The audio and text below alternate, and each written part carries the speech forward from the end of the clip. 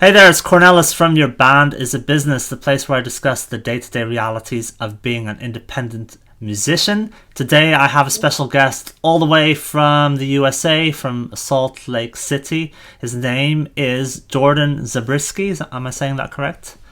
That's right. I'm actually impressed. Yeah, It's a nice, is it a Polish name? it is a Polish Yeah, yeah, name. yeah. We have Yeah. lots of Polish people here in the UK. My sister-in-law is Polish. For real, Oh, there yeah. we go. Actual Polish. I was there. I was in Krakow a couple of weeks ago. I Actually, wanted to go to Krakow. it's great, and music and culture is really Yeah. alive there. So I was only there for a couple of days, but yeah, I would like to go back definitely. So anyway, Jordan, tell us. I mean, there's a specific reason why I have you on to interview you today. But let's get a bit of background on yourself. Tell me a little bit about yourself first. Yeah. Again, my name is Jordan Zabriskie. I'm from America. I currently live in Salt Lake City, Utah. Basically, only known for the Olympics in 2002 over here, and Mormons. Lots of those. Mormons. We Yeah, have lots of those around here. we have the Book of Mormon show here in London. Yeah. Oh, you do. Yeah. Great Yeah, show. yeah, Yeah, yeah. I've it's seen a it. good Yeah, show. yeah, yeah. Yeah, I'm an independent musician. I've been playing music my whole life. Yeah, and happy to be here. Are Happy to you? talk about How it. how did you? What was like your first inspiration for getting into music? My father, actually, my dad is a composer, and Okay. so he's made a living off of music his whole life. So throughout the 80s and 90s, he worked for a pinball and arcade game company Wow. called Bally and Williams. So if you're familiar with any games like Rampage or the monsters destroying the buildings and running around, or like California Speed, the racing game, he did all the music and all the sounds for those Wow. back in the 90s. And so that was how I got into music. All my sisters loved to sing. My brother loved punk music in the 90s. I'm the youngest of five, so there were a lot of kids above me that I got musical inspiration from. Wow. So you got But introduced to the cool stuff. yeah, I feel very lucky to have all of the cool things passed down to me. Yeah. But yeah, As, just grew up on mostly punk rock music. so you are a guitar player as well then? I am. I started out as a drummer. My parents said I had to learn an instrument. They didn't care what instrument, but they said I had to play an instrument, which is weird. They didn't say that to any of my other siblings, so I don't know why it just landed on me. Okay. But Okay. I told them I wanted to play the drums because I thought they were super punk rock and I wanted to be in a band. And they're like, "How are we going to afford a drum set? That's crazy." So they got me a practice pad, got me into some drum lessons, and I hated it. It Right. was the worst. It was so boring. And then my dad, right on the day that I was going to tell him, "Hey, I don't want to take drum lessons anymore," he went to like a pawn shop and grabbed me a drum set.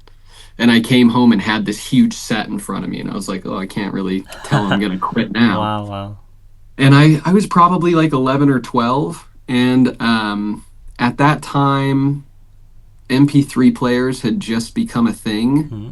Um, and my dad got me this little MP3 player that could hold maybe about 30 songs on it or so.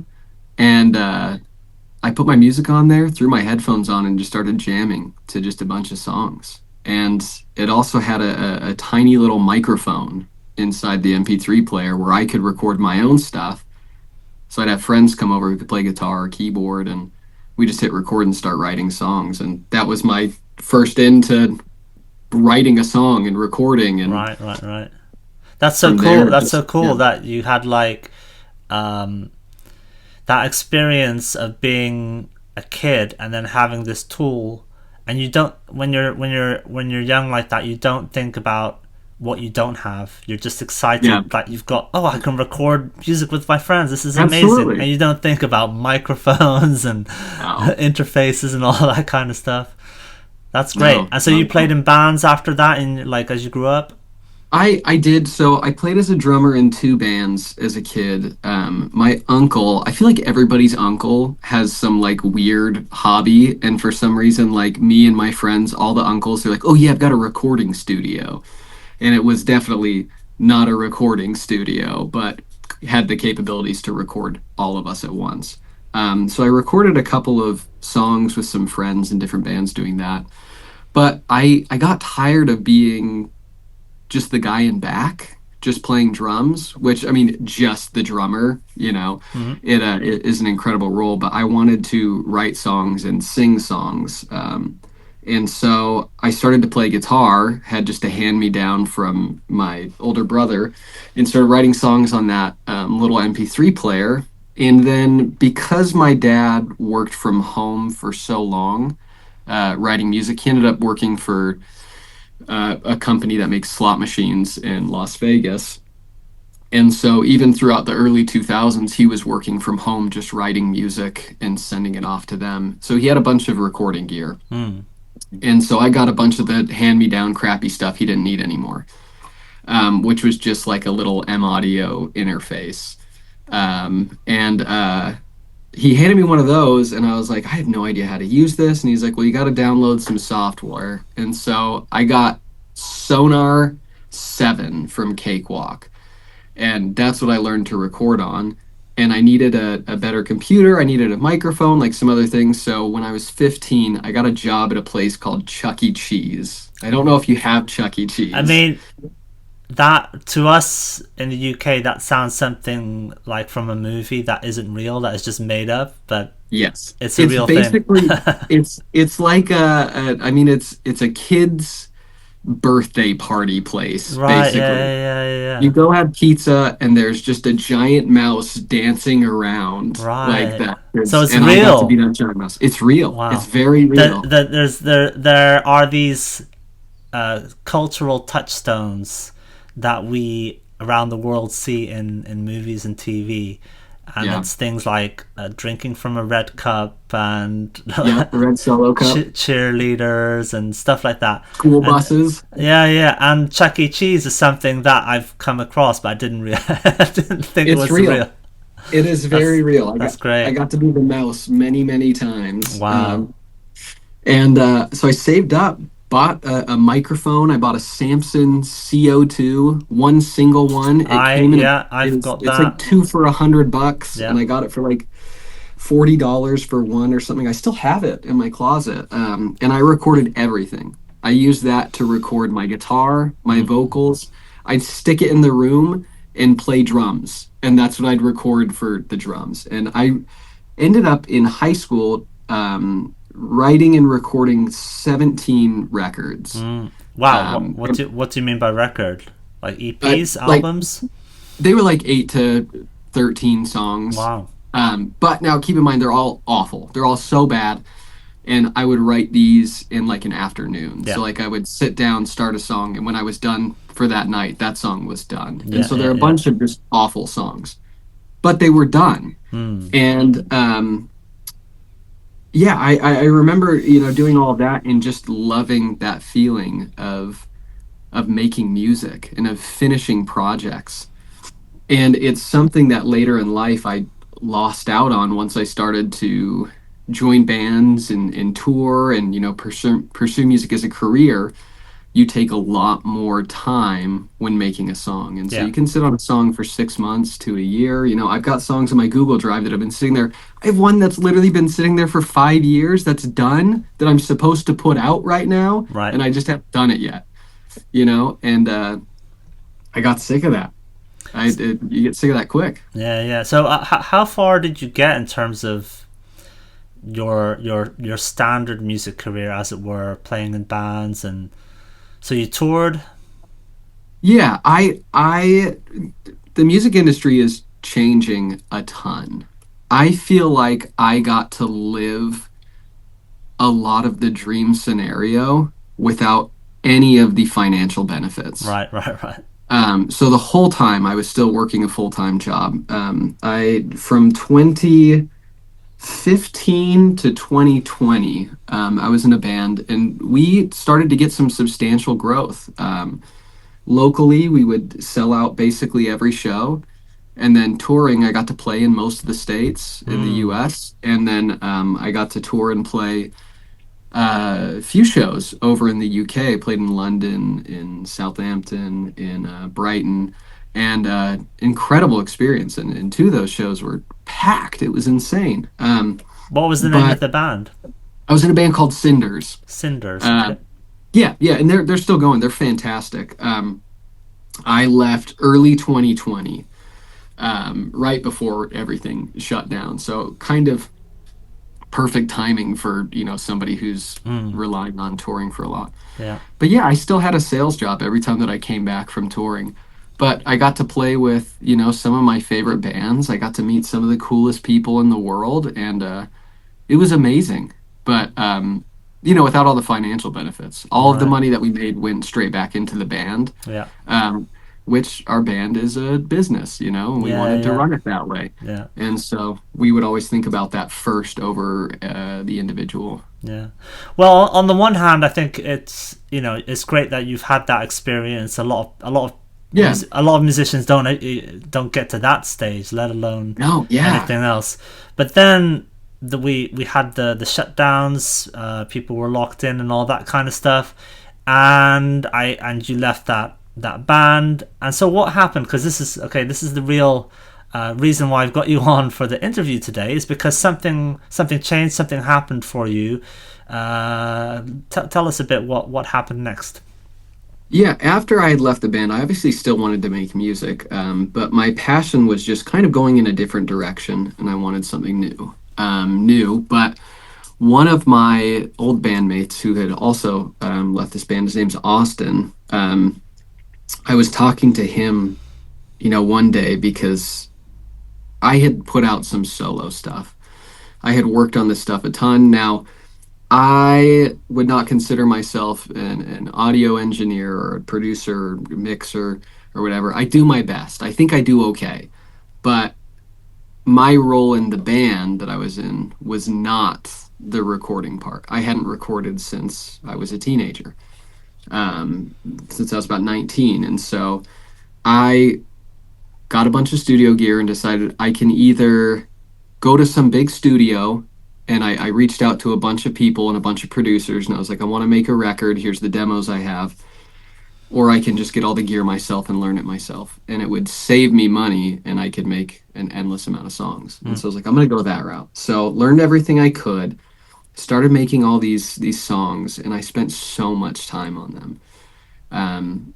Put them out, and nobody listened to them anyways. Yeah, yeah, yeah, yeah. Nothing happened. And I was like, man, I spent so much time. And it made me realize that I, the best songs that I've written, the best songs that I've made, and the most fun that I've had is when I just make a song in an afternoon and it would be done and it would Mm. be over. And there was a talk that Jack Conte, the founder of Patreon and member of Pomplamoose and Scary Pockets, he was giving like his TED talk, and he was talking about how he spent so much time. He spent like weeks trying to pick a kick drum sound for a Right. Yeah. song. Yeah. And Yeah. I was Yeah. like, dude, I've been there. I have been there. And like, he's like, just finish your songs. And he's like, it's all a funnel. And you can't reach the bottom of that if you don't have like enough songs to actually push through. And I was like, man, I just need to make songs to make songs. And my buddy wanted to make music again. I said, dude, what if we just made an album? We just got together one afternoon, you and I, and we just made an album. He's like, what do you mean? I was like, let's make an album in 24 hours. Just see what we come up with. It would, it'll be terrible, but it'll be awesome and it'll be done. Yeah. And he's like, dude, I don't know. And then I was like, what if we got a ton of people involved and just did this party and made a record? And at the time, I was working part time at a guitar center. So I'm surrounded by a bunch of dudes who love music, but most Guitar Center employees aren't recording music. Right. Right. They love doing it, but they aren't recording. A lot of them are playing shows or doing other things. And so I told all the guys there, I was like, hey, I have this idea. Do you guys want to come make an album in 24 hours? And they're like, yeah, that sounds sick. And I said, what should we prepare? What should we write? I said, don't write anything. I said, show up with absolutely zero ideas and we'll just make a record in 24 hours. No genre, no style rules. We're just going to set a timer, 2 hours per song. And when that timer's over, we're done. That song is completely finished, mixed, mastered, everything, and we're going to move on to the next one. And we got everybody together. I had Austin flew out because I was living in Texas at the time, and he was living in Utah. So he flew out for it, and we got, I think, 15 people for the first record. And it was amazing. It was the best thing I've ever done in my life. Musically, creatively, just fun wise. It was the coolest thing I've Right. ever done. So there's a And couple of things that are, that's interesting there. I mean, the first is that to go back to the start of your story about the frustration of putting a lot of time and effort into something and then yeah, nothing really happening. And I've seen so many of my friends or bands that I know where literally a year of their life was spent writing, recording, to release an album, and they'd have an album launch party, and they'd break up the week after because yeah, classic. they just managed to stick together long enough, and they, in the back of their minds, they were just probably losing all hope. And then when the music comes out and it's not the case that they're instantly popping off, then it just all falls apart. So Yeah, it's, a lot of people can identify with that. And then what's interesting, what you were talking about, I mean, you went straight from, it wasn't just that you started with your friend, you jumped straight into having 15 people over, which just goes to show how many people out there are just interested in recording and putting out music. yeah, absolutely. I mean, I think that all of them wanted to be a part of something like that because this is a zero commitment band. Not all 15 of those people came back for the next album. Hmm. They might have come to one after, Yeah. but some people, we've done this now for the full length albums. We've done it 5 times. 4 of them are released. Wait a One sec. is not released yet. Yeah. Sorry to interrupt. So what did you have the name for the band from the start? I did. And this is something I should jump back to. I've had this idea for a long time. I actually have. Where's the journal? Oh, it's back there. I worked for like an artist development studio for a while. I was a voice coach, if you can believe that. I can't believe that I taught voice lessons. I'm not a good singer, nor am I a good teacher. So bad combo for me on that. But I did teach guitar and songwriting, which I felt really confident in songwriting, Yeah. and ran a lot of their like social media and stuff for this artist development studio. And one weekend they wanted to do a little artist development, um, just like motivational retreat thing. It was just going to be an evening up in the mountains. We're fortunate to live next to just incredible landscape here, incredible mountains. So we drove up the mountains, which are very close to us, and they set up a fire. And my wife and I were supposed to just be filming this kind of like motivational speech that they were giving for all the musicians there.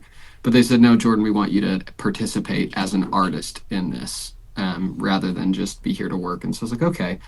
And so I had this journal up there with me, that they gave me and said, want you to write down like these goals and all these things of what you want to do. And I wrote down that I wanted to start a band called A Really, Really Cool Band. Right. Right. Dumbest band name that there is, but I just say things are really, really cool all the time. I'm like, oh, dude, that's really, really cool. And I'm like, that's what this band would be, is just something that's really, really cool. And my initial idea for it was a lot different, but I had written down that night, this was some night late 2019, that I wanted to make this collaborative project with a ton of musicians that I could work with all around the world, Hmm. and started writing down all the ideas. I'm not going to share all the ideas that I had in there because I think I'm still going to be doing a lot of those, Right.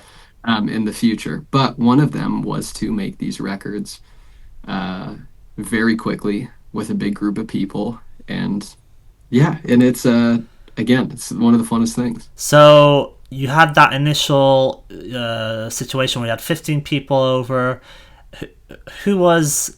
Did you need to have somebody in charge as producer, or was that you, or was it Yeah, democratic? How did that happen? Good question. So I'm at the computer basically the whole time. So I man the desk, so I will run everything. My buddy Austin, who I started this with, he's great at crowd management and great at keeping people on pace because the first record, although it was amazing, best experience ever, the record sucks. Like it's I so had hard to listen. I had listened. I thought it was good. I mean, there Well, was it I was appreciate eclectic. that. There's metal. There's trumpet playing. I mean, it's if you listen to it at what we would in the UK call indie rock music with that ear, Yeah. then it is. And I appreciate It that. fits that genre. Is like if you come at it with that ear, if you're coming at it with you listen to the top 10 chart music, Oh yeah. then you might not get what's going on. But And why I say it sucks is first of all, we had no idea what we were doing. This is our first time trying this, and I'm trying to mix, produce, and master it all in 2 hours yeah, per song. So the biggest downfall that we found to the first record is the song length, because I think every song except for two, maybe of the 12 songs we did in 24 hours, are all under 2 minutes. yeah, So they're extremely short. We didn't get to really repeat any choruses, which is a big drawback to that because I just didn't have time. But that's what I wanted to do on that first record, and so I would sit in the chair and I would say, okay, what's the next thing? I'd say, play something for me, and I'm recording, producing, and mixing. For the first record, I also sang probably half of the songs. So I was doing a ton on that first one. But after doing that, I realized there's got to be a better way to do things like this because we had a bunch of people in the other room, which it's like this. I'm not in a big room right now, um, and this is probably similar size to the first record. And a bunch of people would just sit outside the room and they just hang out. They just yeah, drink and eat snacks, and it was like that's sick, that's fun, but we didn't get anything done for that group. And then I feel bad because I'm like, man, they came out all the way over here to be a part of this. I want to yeah, make sure everybody is included. So I would try and pull them in. So on the second record, what we started doing was while we were working on a song, when we'd get to about 60 or 70% of the way there, we would kick out about four or five guys and have them start the next song right, in the other. okay, okay, And so then we could be doing two songs at once. So the second we're done, they come in and I say, okay, what am I doing? And yeah. then they tell me, we're going to do drums first. We're going to do guitar And first. in terms of like the time, is it literally 24 hours? Like you arrive at 9 o'clock and you're working through the night, or is it? I toyed with that idea. I would die if we literally went for 24 hours and nobody Yeah, would want to participate because it'd be yeah, like, hey, who's coming at 4 a.m.? yeah, yeah. So we do two. We've gotten it down now to where it's two 12 and a half hour sessions. We'll have a 30-minute break where I do nothing. And then other than that, yeah, 12 hours, 2 days. We'll do it on a weekend, a Saturday, Yeah, Sunday. great, great. Yeah, And yeah, we'll do like 10 to 10, 11 to 11, whatever it is, with a half hour break in between there. cool. And so there's been four releases now. So it happened 4 times. Were there any abandoned sessions or? There's no abandoned sessions. We've had other things in between. So after doing the first record, I had a thought of if I could have 4 hours on a song, I really wonder what I could do. And one of my friends who didn't make it to the first record is somebody I wanted to write music with for a long time. His name's Josh. And I was like, we should just make a song together. Let's get together 4 hours and see what we can make. And we'll just release it as a single under a really, really cool band. He's like, dude, I'm down. So he came over and he's like, what should we do? And I said, just start playing some cool chords. And he started playing. I was like, that's it. Here's our song. Let's go. And we just went off of that. And in 4 hours, we created a full song that I think it surpasses in quality anything on the first record. I love the first record. Some of my favorite songs are on there. But just because I had 4 hours, I had more time to fix things. I had Mm, more time to produce and add a bit of, I guess, pizzazz to it. But and then I thought, man, if I could start producing the songs a little bit more, which this adds a little bit more work on for me. But it's now gotten to the point where, especially with volume 3, 4, and 5, we have completed. We haven't put it out yet. I found that it is way more fun for everybody in the room if I produce less during the session. Because whenever I go to produce, it's me grabbing the headphones, throwing them on, turning the volume down, and saying, okay, shut up, give me a minute. And then everybody just has to pause for a bit. And then I turn back up and I say, hey, somebody, can you give me this? And they come over and do the thing. And then I say, okay, shut up, and go back in. And so I found it's much more fun to just have everybody involved the entire time. And then we listen to everything we made, and then I produce it afterwards. Okay. And does that still happen within the weekend, or do you leave that to afterwards? That one, because I am still working a full-time job and will be working a full-time job, and music isn't my career. I do spread that out over time. Okay. So that'll be a thing where I will mix and I will edit now afterwards. I don't think it ruins the magic of the 24-hour record, because everything was written and recorded in 24 hours. Yeah. I'm just spicing it up a little bit. Yeah, and one of the important aspects of this project is the community aspect. So you're maximizing the time that the musicians are having fun together, making the music. That's what I feel like. And I also feel like, in the end, for a lot of these people who have come, some of them have, toured the world and played in these huge bands, and some of them have never played an instrument before. I'm much more concerned with the vibe that a person adds to the band rather than their skill or ability. It's just way more fun to be working with really cool people rather than working with somebody who is just really good but feels they're above what you're doing, or you know what I mean? Yeah. It's also, in the end, when you have this, this project completed, something that they all can go and listen to.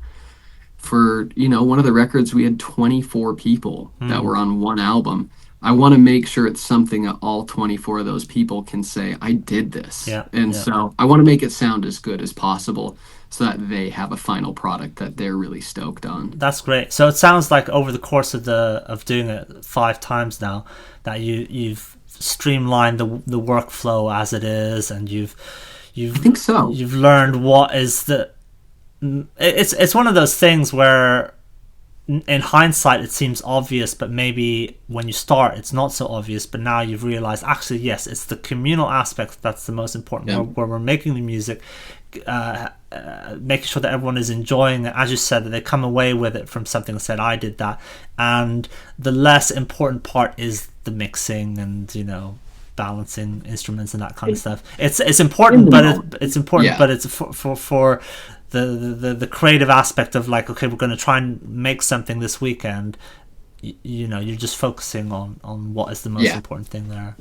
Exactly. It's also a really fun surprise when they remember exactly how the song sounded when they left that night.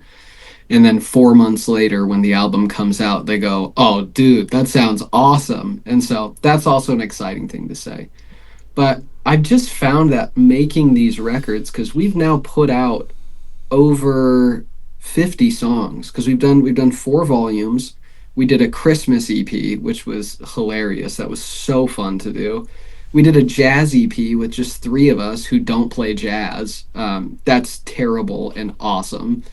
And me and one of my buddies did a dad rock song. We did like a Creed song. And that was, like, they're just so fun to do. But what I found is you can spend, a year writing a song. You can spend thousands of dollars in studio time. But in the end, when you have these 2 songs and you compare them, does the one that cost thousands of dollars and years of work sound better than the one you did in one day? Yeah. Yes. Yeah. But does it sound thousands of dollars and years of work better? I don't think so. Right. Well, I think that's where the value you have to kind of measure for yourself. Yeah, and so one of the things that I've been thinking about for a while now is is the intersection of technology and culture. And I don't know if you've Yeah. ever, well, I assume you know Talking Heads. Yes. And the guy who runs that band started it, Yeah. David Byrne. He wrote this book called How Music Works. I think that's what it's called.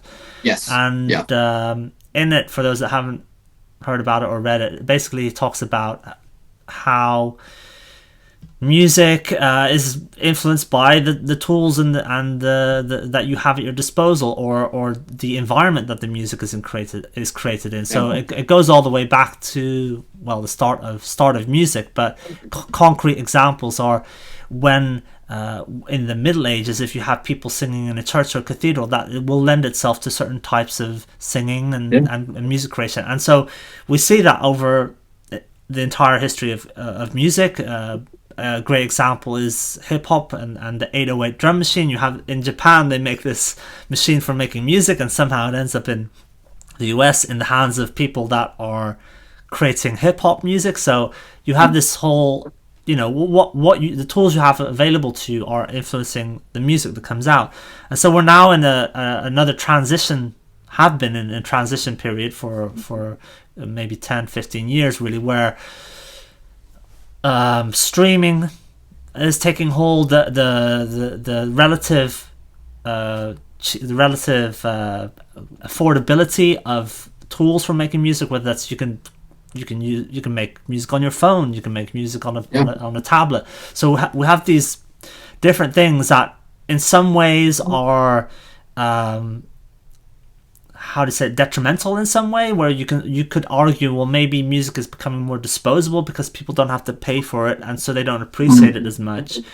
And then we have this economic force, which is then, it means that, okay, we musicians feel like they have to constantly put out music or content, the dreaded word. So that is kind of perhaps a negative thing. But then on the positive side of things, it's like, okay, well, you have a situation like yourself. It's like, okay, it doesn't mean that music should become disposable. Maybe it can become more timely of the present moment. And I look to hip hop, and I look to, or jazz, about, jazz music was all about the live experience, and those were great musicians.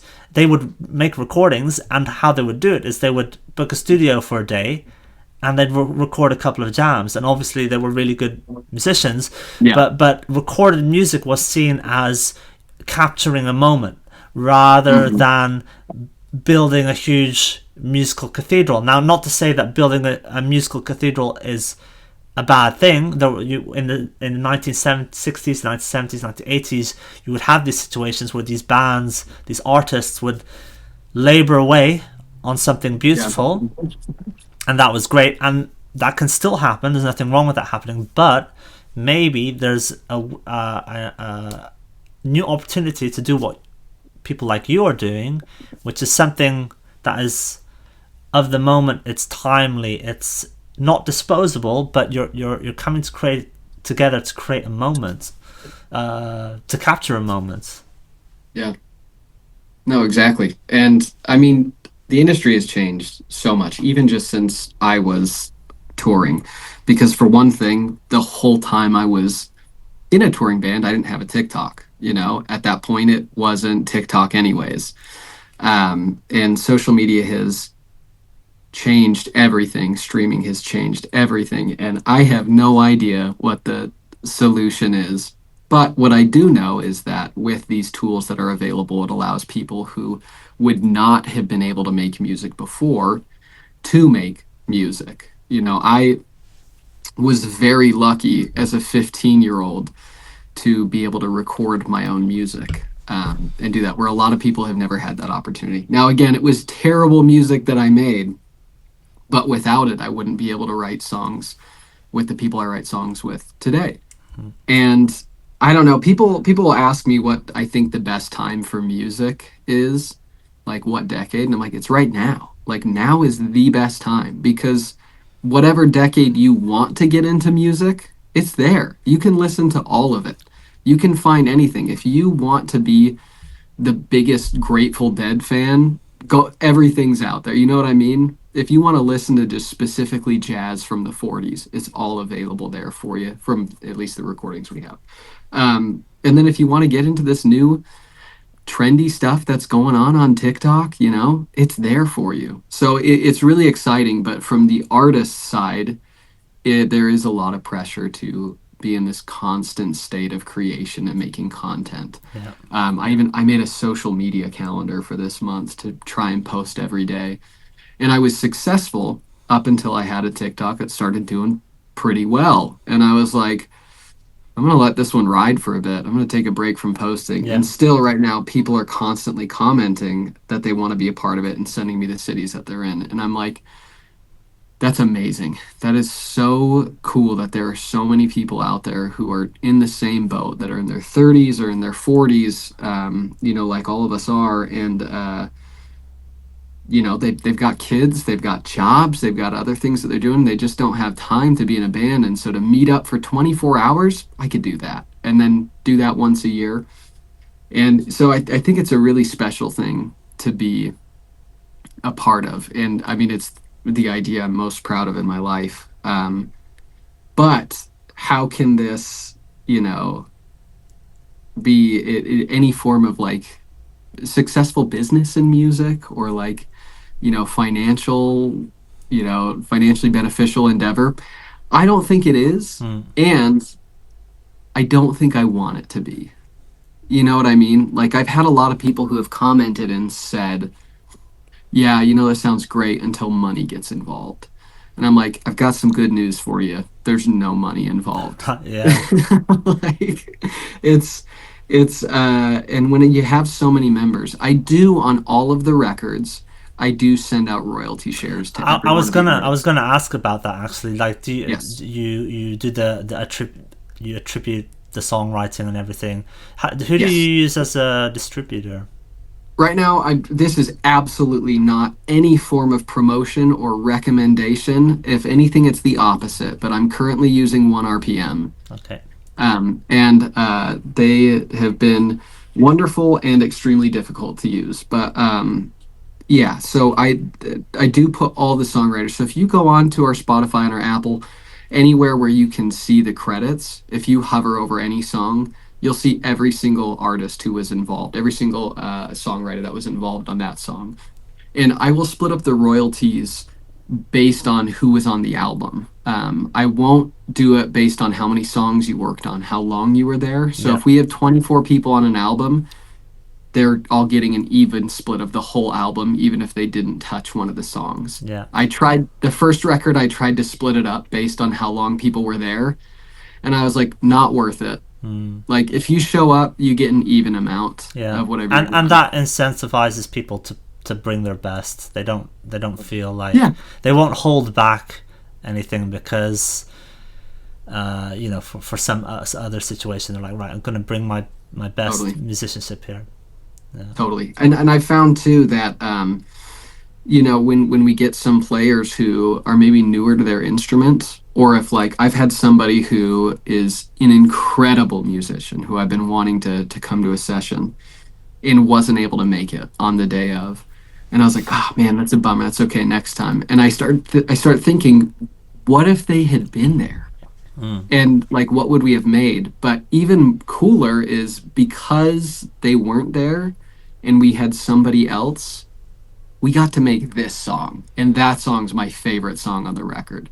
So like, everybody who comes, no matter what they can or can't do, end up making really special moments on the record and end up creating things that I would have never thought of, especially lyrically.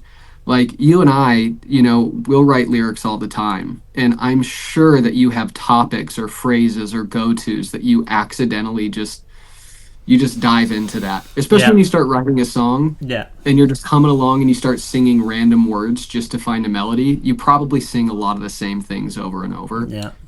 But for somebody who's never ever written lyrics, what's inside their head? Right. What would come out of them? And so when I do have somebody who doesn't play an instrument, who's never written lyrics, I put them on lyrics, and the stuff they come up with is just incredible, because I would never think of it. And it's so much fun to do that. So we've Yeah. got this guy Paul. Paul's one of my favorite people, and he has written so many lyrics for the band, and they're incredible. And you can see his progression throughout Volume 1 to Volume 5 of all the lyrics he's written, and it's awesome.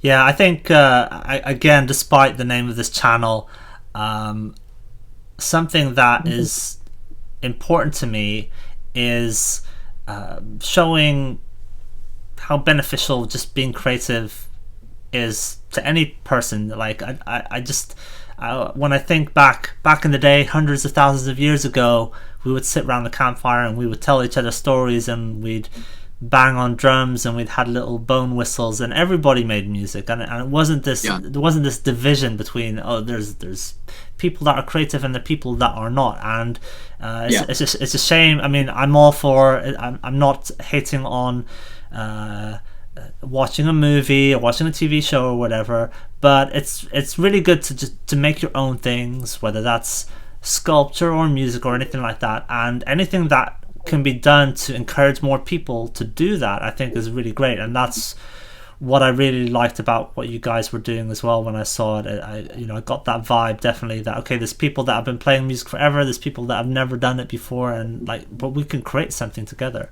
So that was great to see. Well, I appreciate that. It's it's a really special project, and I feel incredibly honored to be at the head of something like this. Just to see the smile on people's faces, especially in the end when everybody comes together, because whoever's there left at the night will usually have like 10 to 15 people left. We play all the songs, and to see their face on the songs they didn't write, and then see their face on the songs they did help write, it's really fun because they're equally excited to just hear something that all of us made together. And what's fun too is when I'm mixing, there's never a specifically vocal tracks or like any auxiliary instruments that require a microphone. There's so much bleed. You hear in the other room, because we did Volume 5 here at my basement apartment. So we crammed everybody in here. This wall, I don't know if you can see right there, that is 6 feet right there. So half of the guys that came had to duck to come into this room. Thankfully, I'm a short guy, so it is perfect for me and my wife. Yeah. But like, we crammed everybody in here, and so when we're recording vocals and they're out right there, sitting on the couch writing the song, everything is coming through. And so while I'm mixing and I hear the vocals, every time the singer stops, I hear the song they're working on in my headphones, and it's just a little reminder of how fun and chaotic the night was. But it's just so cool to see everything come together. And the thing that makes me the happiest is I had one guy on the last record who I didn't know how he was feeling. It's just a personality that sometimes is harder to read. Yeah. And he just looked at me at the end of one session. He's like, "This is the funnest thing I've ever done in my life." Yeah. And I was like, "That's incredible." And he said, "Let me know when you're doing it again." And like, the people who come, they tend to want to come back and do it again. Yeah. And so that's how I know it's special, is that people keep wanting to come back. And we make cool songs, man. They're fun, and they're genres I would never in a million years think I would work on. Yeah. And it's just a blast. It's very eclectic. Yeah, I mean, I think the takeaway for me is to see how to bring back spontaneity into the music making process, to set smaller goals for yourself. If you have big goals, it's all, break them down into smaller goals. As we were speaking earlier, the world has seen many bands spend a long time in the studio and then immediately break up, because they set this lofty goal of recording an album, right? When they should have started with a song or two. So there's so many angles that is interesting from, even if you consider yourself taking music seriously, there's all those lessons to be learned. Then there's lessons to be learned for people that just want to do something creative and they don't know how or where to get started.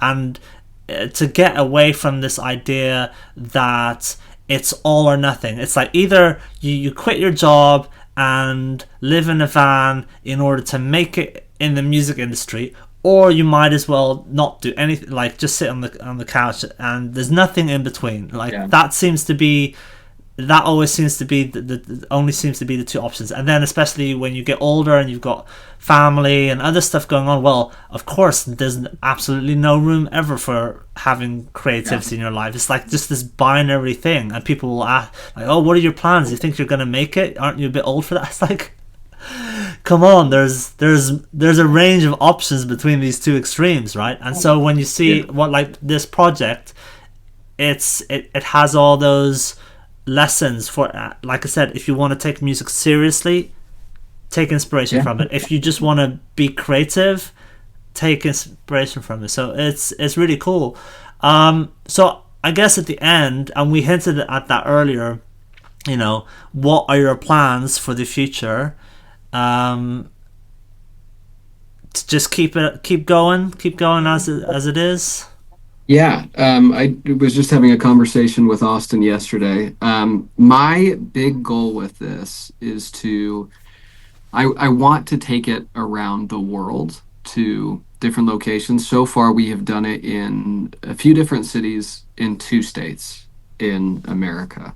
I'm going to start off just nationally. So my plan at the moment is we're hoping that we're going to be doing another session in Austin, Texas in a few months.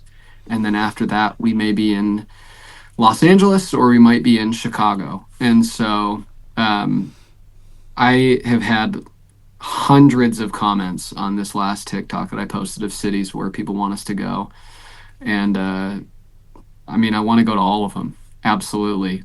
That's a hard thing to do. Yeah. Especially when I'm in my 30s with a job, married, and it's but I want to be able to create this for as many people as possible. The end goal is to do this for the rest of my life, because it's such a fun project that's completely different every single time.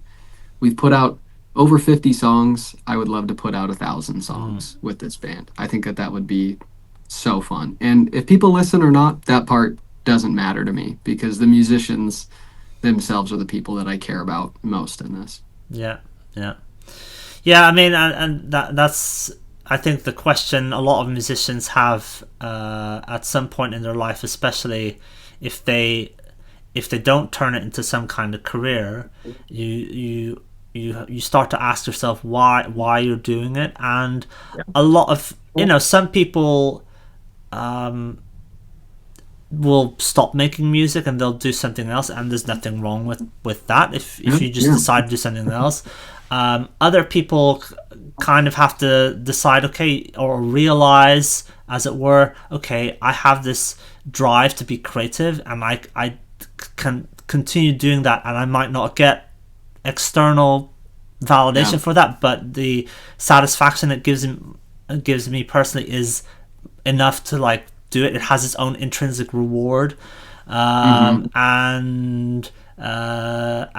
the end of the day, I've had situations like that where I'm like, coming in London, I still do shows, and I'll have a situation where it's raining, and I'm like, why did I go to this little pub? And then, well, because there I have a need for being creative in my life, and love it. Whether something comes from it or not, that is gonna bring you satisfaction in life. So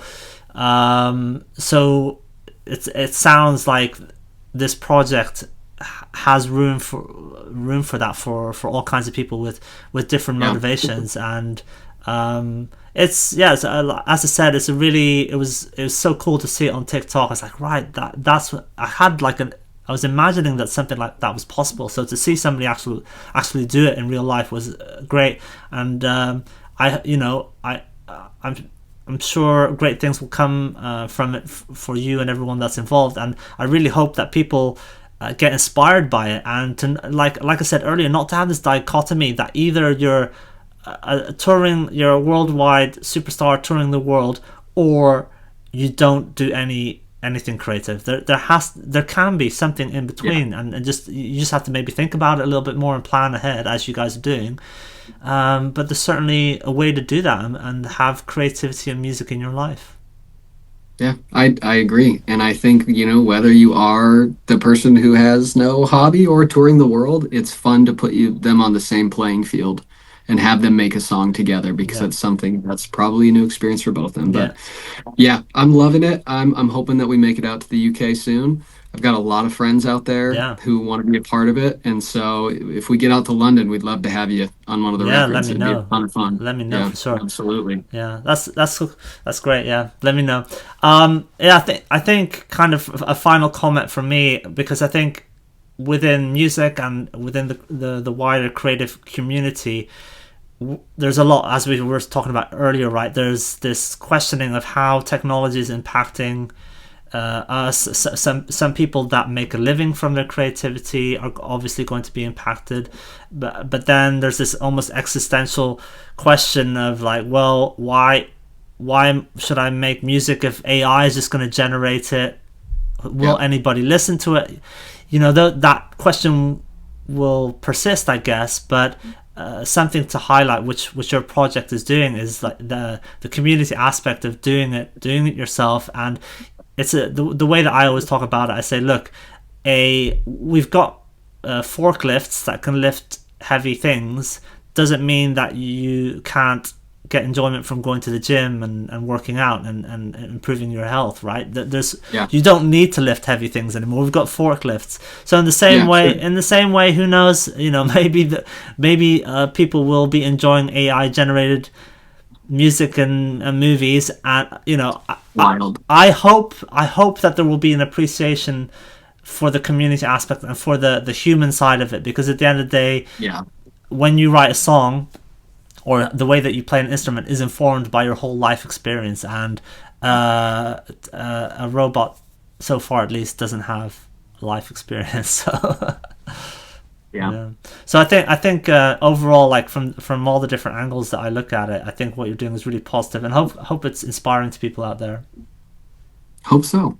Yeah, thank you. Okay, well that's it for today. Thank you so much, Jordan, for joining me. I will leave links to the music below. You're active on TikTok. You're active on other social media, I assume. So I will leave all the links below for people to check out the music and to be inspired as well.